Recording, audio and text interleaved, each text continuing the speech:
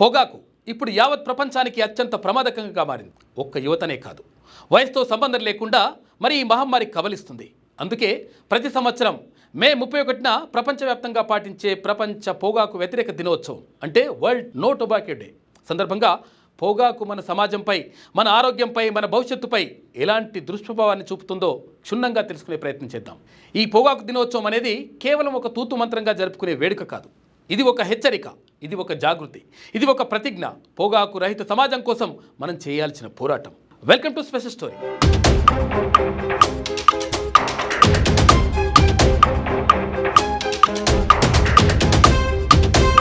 పొగాకు అనేది కేవలం ఒక అలవాటు కాదు, అది ఒక నెమ్మదిగా కబలించే విషం.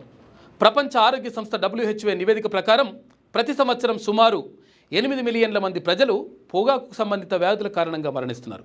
ఇందులో 7 మిలియన్ల మంది ప్రత్యక్షంగా పొగాకు వాడకం వల్ల మరణిస్తే 1.2 మిలియన్ల మంది పొగాకు తాగని వారు పరోక్షంగా పొగ పీల్చడం వల్ల మరణిస్తున్నారు. ఈ సంఖ్య కేవలం గణాంకాలు మాత్రమే కాదు, అవి కోల్పోయిన జీవితాలు, ఛిద్రమైన కుటుంబాలు, తీరని విషాదాలు.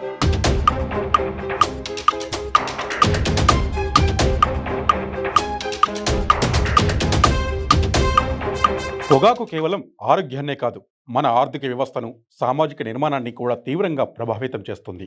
పొగాకు వినియోగదారులకు చికిత్స అందించడానికి ప్రభుత్వాలు, కుటుంబాలు వేల కోట్లు ఖర్చు చేయాల్సి వస్తుంది. ఉత్పాదకత తగ్గిపోతుంది, పని దినాలు కోల్పోతారు, పేదరికం మరింత పెరిగిపోతుంది.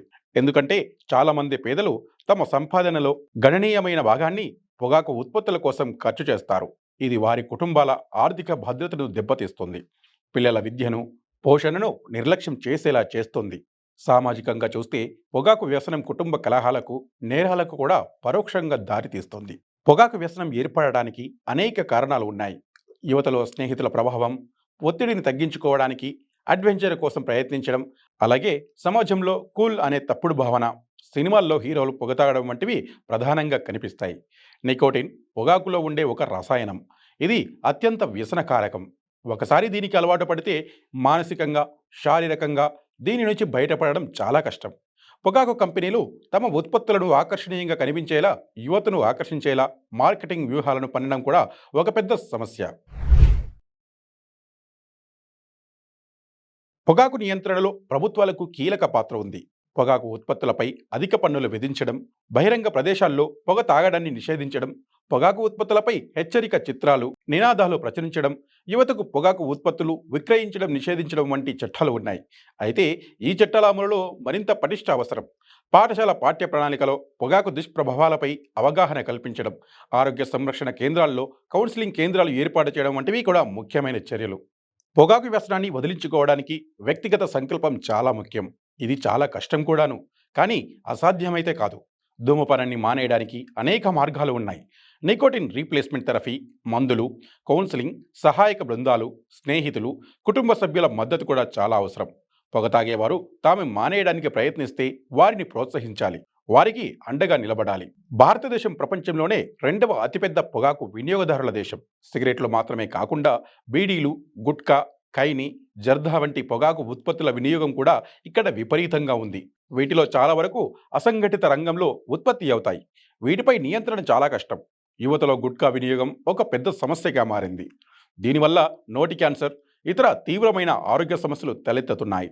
గ్రామీణ ప్రాంతాల్లో పొగాకు వినియోగం, దాని దుష్ప్రభావాలపైన సరైన అవగాహన లేకపోవడం కూడా ఒక పెద్ద లోపంగా చెప్పొచ్చు. పొగాకు రహిత ప్రపంచాన్ని సృష్టించడం మనందరి బాధ్యత. అది ప్రభుత్వాలు, స్వచ్ఛంద సంస్థలు, విద్యావేత్తలు, మీడియా, కుటుంబాలు, వ్యక్తులు అందరూ కలిసి పనిచేసినప్పుడే సాధ్యమవుతుంది. యువతను పొగాకు వ్యసనానికి దూరంగా ఉంచడం అత్యవసరం. వారికి ప్రత్యామ్నాయ మార్గాలు, ఆరోగ్యకరమైన అలవాట్లను ప్రోత్సహించాలి.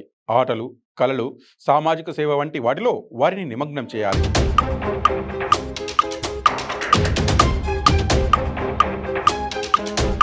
ప్రపంచ పొగాకు వ్యతిరేక దినోత్సవం సందర్భంగా ప్రతి ఒక్కరూ పొగాకు వ్యసనాలు నియంత్రించుకుని మన ఆరోగ్యాన్ని, మన కుటుంబ ఆరోగ్యాన్ని, మన సమాజ ఆరోగ్యాన్ని పరిరక్షించుకుందామని నిర్ణయం తీసుకుందాం.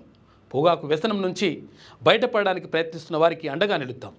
యువతను ఈ మహమ్మారి బారిన పడకుండా కాపాడుకుందాం. ఇది ఇవాల్టి స్పెషల్ స్టోరీ. చూస్తూనే ఉండండి క్యూ న్యూస్. మీ సిద్ధగౌని సుదర్శన్.